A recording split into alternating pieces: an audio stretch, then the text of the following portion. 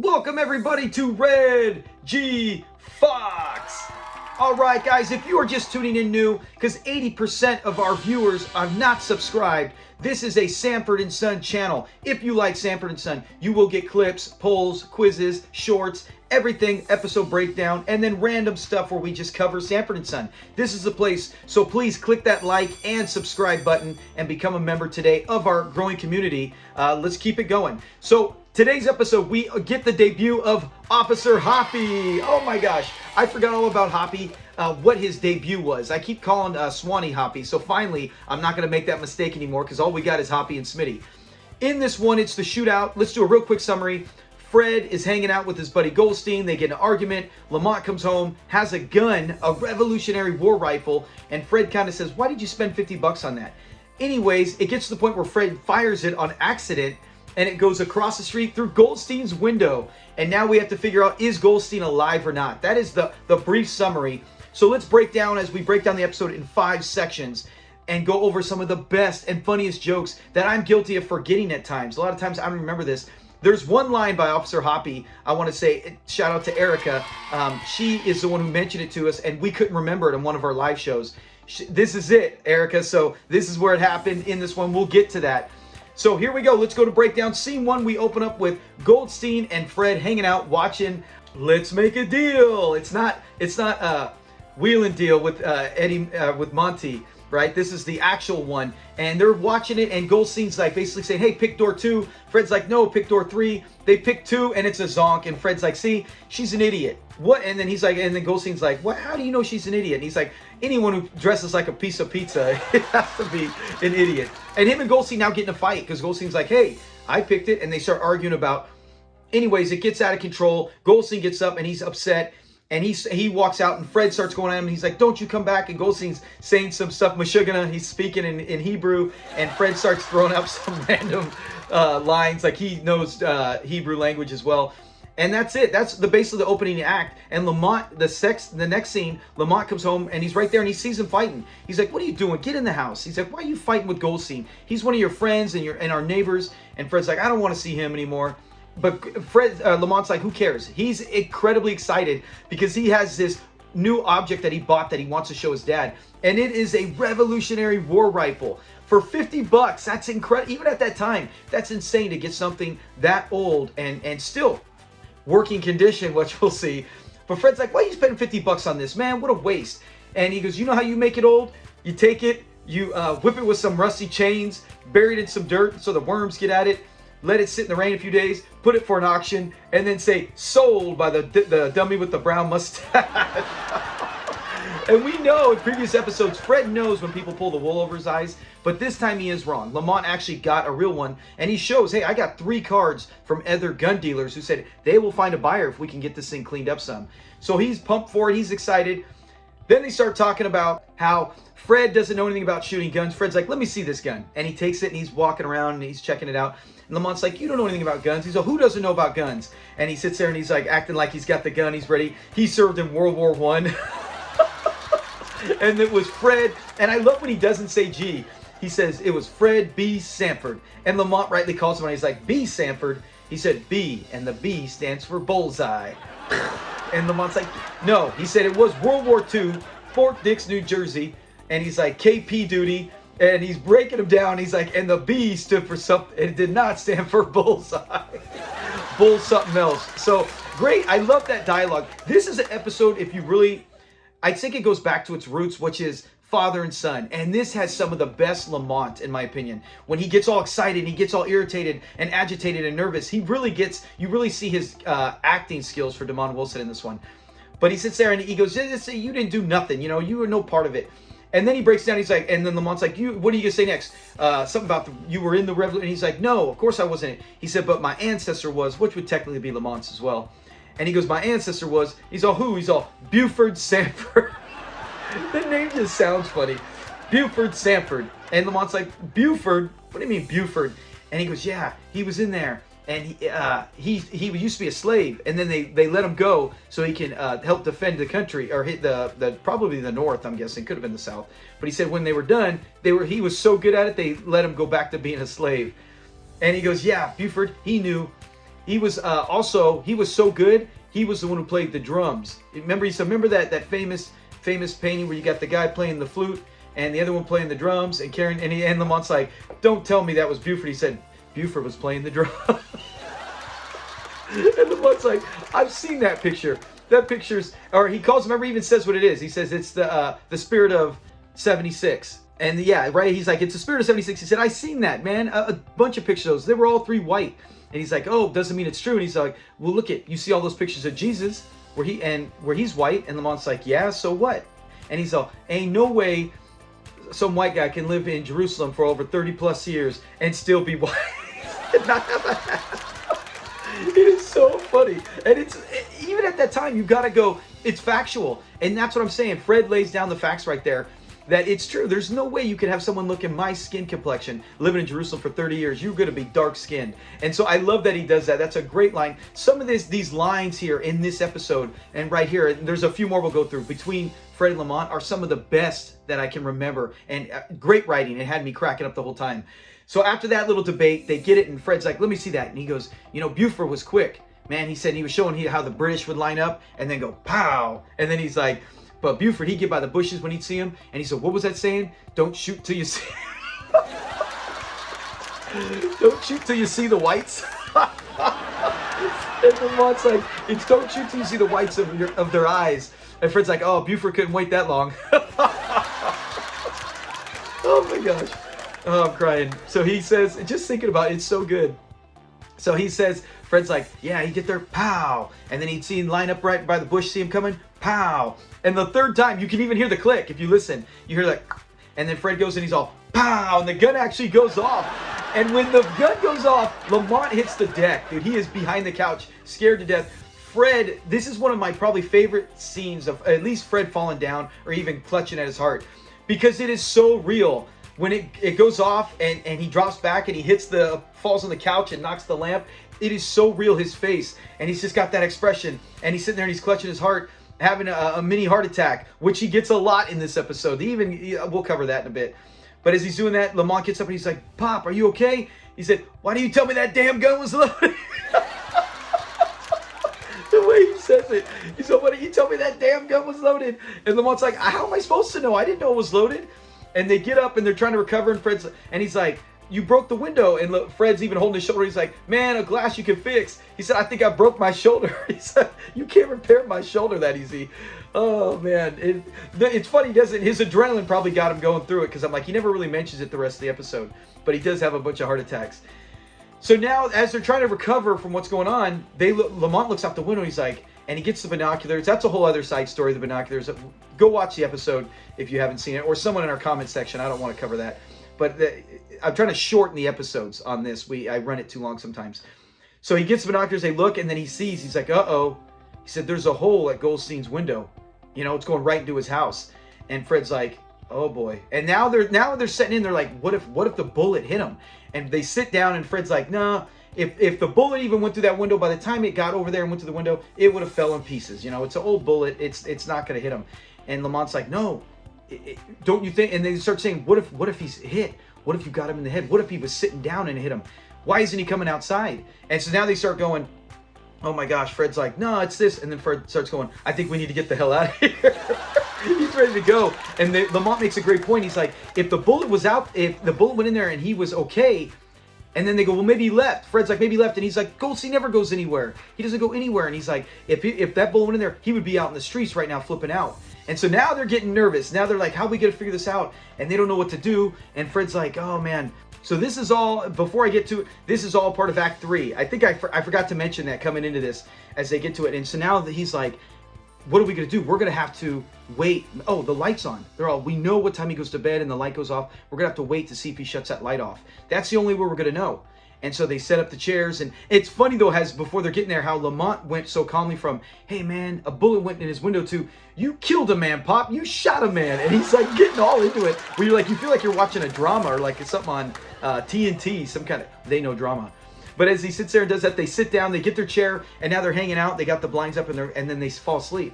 So they wake up, and now this is Act 4, where it's the next day. They wake up, and the light's still on. And now they don't know what to do. They're like, the light is on. He never leaves that light on. So now they're panicking, as they should.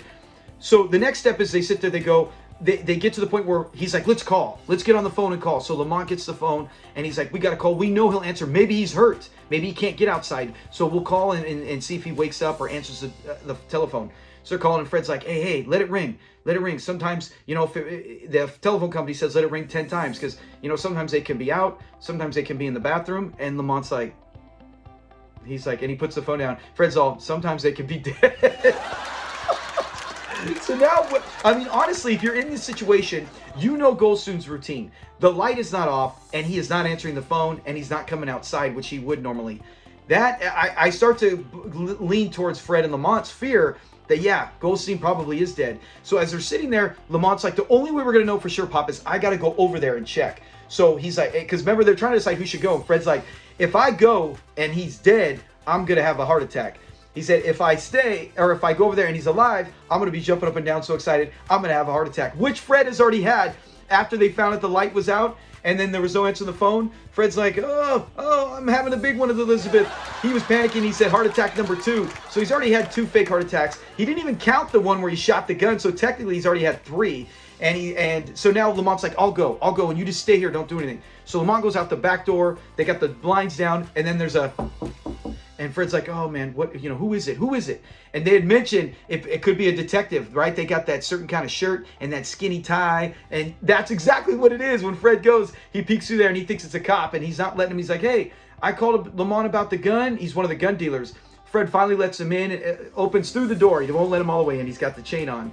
And he's like, look, I got a buyer who'll spend $1,000 for it. And Fred's like, yeah, we'll get back to you. It's a lot longer scene. It's got some good jokes in it, including Fred saying, oh, this gun won't fire, He's trying to get like, oh, it won't work. And the guy's, oh, of course it will. That gun will work just as well as it did before. So Fred's really nervous. And he's like, man. And then Lamont comes home and Lamont's got that look. He's like, I didn't see him, Pop. And he goes, they believe he's dead. And Fred's like, even tells him, he starts to do another heart attack, and then he tells him, you could have sold that gun for $1,000 and none of this would have even happened. And so now they got to figure out, we have to destroy the gun, right? We have to get rid of the evidence, get rid of the gun, because you had a fight with them. The neighbors probably heard it, and now he's shot, and it looks like, our window and his window, all signs are going to point to Fred. So everything in here, the whole story in this one is so well done. The writing and the comedy is so well done. And as they start to panic, Fred's like, yeah, let's get it. They're going to melt it down. He gives them blowtorch. I can't believe this. He's got the blowtorch and he's going to go melt the gun down. And he's got to sit there and stall for time. And as he sits there, Lamont leaves. There's another knock at the door. And Fred's like, oh, let me go check who it is. And he goes, and then his reaction when he sees it, he puts his hands on his chest like he's going to have a heart attack. And that's heart attack number 4, even though Fred thinks it's only 2 at this point. And then he's leaning back and he's like, oh, man.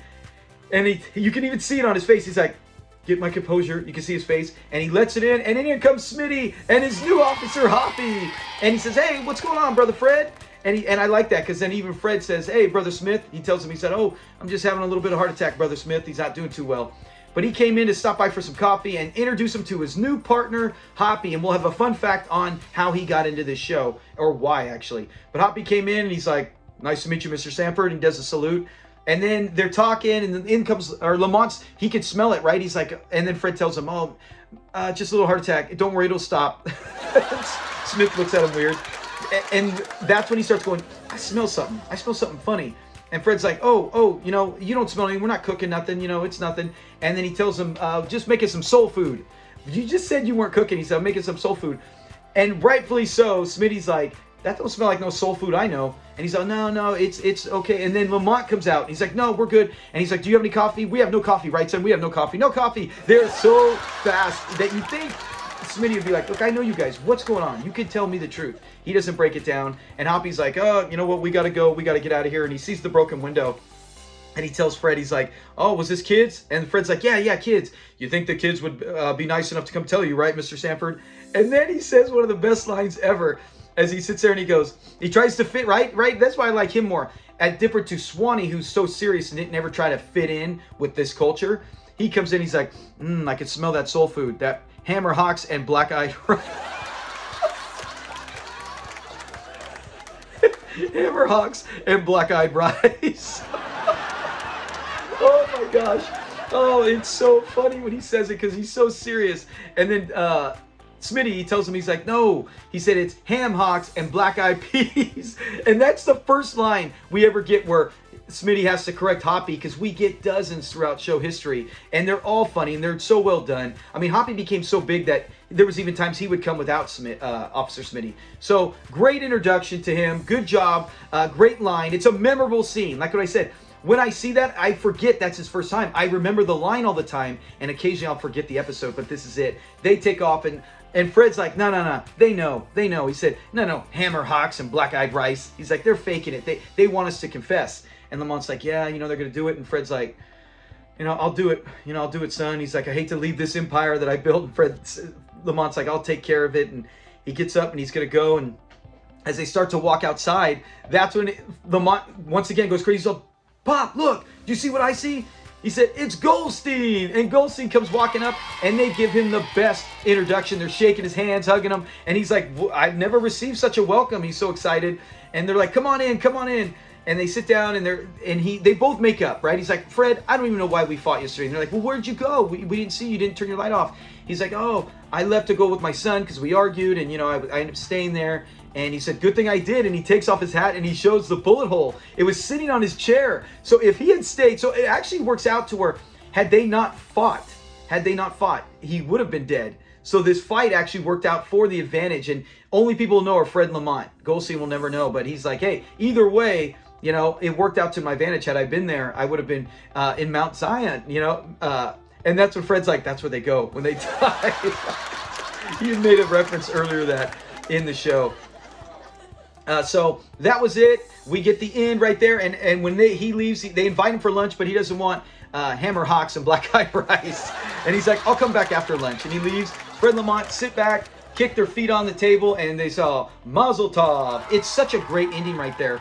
Then, as the show usually does, it has another little side ending where the guy comes back to buy the gun, but they had already melted it down. And Fred comically comes out and he said, how much can we get for this? And it looks like a melted basketball with two parts of a gun at the end. It is so nasty, and you're not getting anything. And it's almost like you're like, see, once again, you guys destroyed something. They did this with the copper when they dumped the copper out in the ocean, in the copper caper, and it was their own copper.